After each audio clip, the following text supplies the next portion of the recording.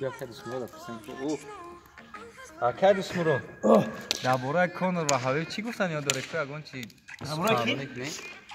حبیب و کانور حبیب و کانور اینا 16 ساله فوتبالیستا رو بگو اخی من رو چمپیون میگم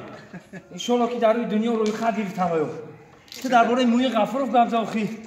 حالا برادر سیامکه کیسه نه سیامکه خوشم گردم کانور میگه کانور بیچاره شیده دم کنجک نخه بیچاره شید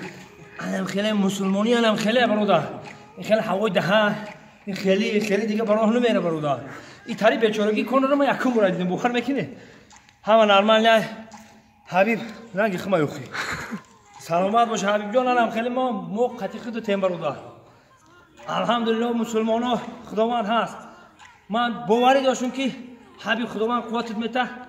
خدا او را میزنه همه نرمال نه سلامت باشیم با سری دیگه